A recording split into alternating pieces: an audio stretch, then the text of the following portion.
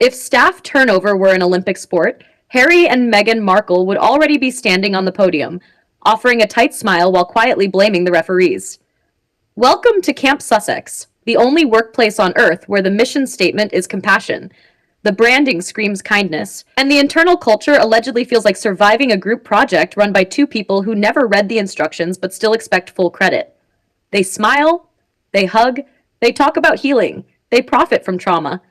And behind the scenes, according to a growing number of former employees, it's less Archewell and more Archie. Why did I choose this career? Let's be honest. This isn't about one bad hire, one unlucky departure, or Mercury being in retrograde. This is a pattern so predictable it practically deserves its own Netflix docuseries. 11 senior PR departures since Mexit, a U.S. communications chief who lasted just 7 months, staff cycling out faster than Spotify pulled the plug on podcasts. At a certain point, it stops being bad luck. It becomes bad leadership. In public, Harry and Meghan present themselves as champions of empathy. Behind closed doors, if insider accounts are accurate, they're described as the bosses no one wants to work for. The type who say, "We value your expertise," then promptly disregard every word of it once Meghan's instincts and Harry's mood take over. Former employees describe a pattern that feels painfully familiar. First, you're hired because you're intelligent, experienced, and well-connected. Second, you're asked to provide strategy.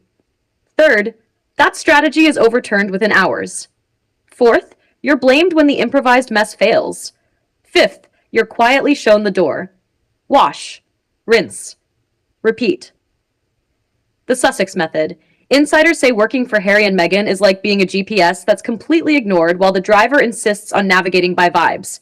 They'd ask for guidance, one former aide allegedly recalled, then dump it the moment it didn't match Meghan's gut feeling or Harry's emotional state that day. Carefully planned launches, scrapped after a single bad headline. Crisis response strategies, tossed aside after one negative tweet. The result? Staff were left defending decisions they never made, while leadership rewrote the narrative in real time. Nothing screams empowerment quite like being hired for your expertise, and then punished for actually using it. And then there's the micromanagement. Multiple insiders describe Meghan as fixating on details down to individual words. Emails allegedly bounced back at 2 a.m. because one adjective didn't feel right.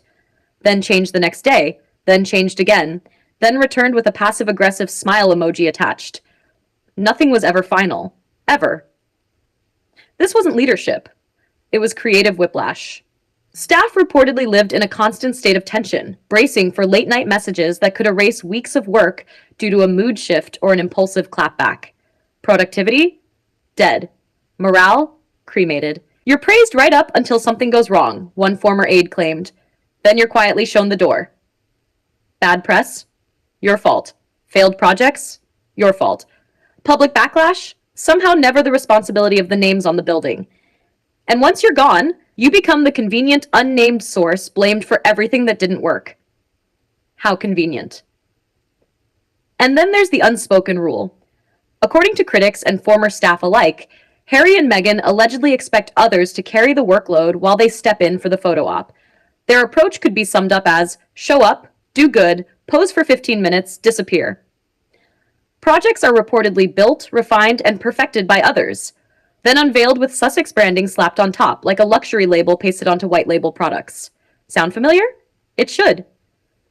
Remember archetypes, or as critics fondly dubbed it, stereotypes, the flopcast? Behind the scenes, talented women reportedly handled the research, writing, and production. Out front, Meghan collecting praise like infinity stones. The same formula shows up again and again. Documentaries fully developed, waiting on funding, then suddenly rebranded as Sussex projects. Girl Scouts, Dancing Kids, Inspirational Leadership. Born to Lead, right up until Jacinda Ardern wisely stepped away. Executive producer credits handed out like party favors. Actual work? Delegated. Then there's the uncanny talent for inserting themselves into moments that aren't theirs. Birthday parties, charity events, someone else's big moment. Boom. Sussex headline, it's networking without the skills, visibility without substance, titles without context. Speaking of titles, Meghan's fixation on her Duchess title is legendary. She walked away from the institution that granted it, then clung to it like a life raft once she reached American shores. Useless in the US? Yes. Frequently mocked? Also yes. Still held on to desperately?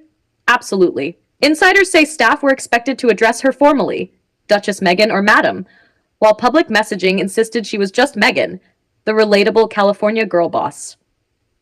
Pick a lane. And according to Neil Sean, James Holt wasn't just another executive. He was Harry's final link to his former life, the monarchy, his father, the ultimate escape hatch. Gossip suggests Holt endured months of strain, allegedly intensified by Meghan's increasingly hostile behavior and Harry's refusal to step in. Well paid? Yes, but no salary compensates for humiliation and blame. When Holt eventually walked away, Harry was reportedly devastated, because once that door closed, so did the illusion of an easy return to the UK without consequences.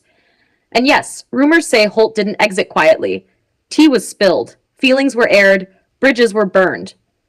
Meredith Maines managed something noteworthy. She slightly improved Harry's public image in 2025. That alone deserves a medal. But when it came to Meghan, a disaster. Sean says the trouble with Maines began with Harper's Bazaar. Harper's Bazaar wasn't enough. It wasn't Vogue. Anna Wintour speaking to her wasn't enough. Paris Fashion Week photos weren't enough. Nothing is ever enough. The final straw? Meghan announcing herself as a duchess in the article, transforming a carefully crafted feature into a personal coronation. Maines was reportedly blamed, then iced out, then gone. Insiders describe Meghan's reaction to criticism as full Rachel Berry mode. Nothing is ever her fault. Everyone's jealous.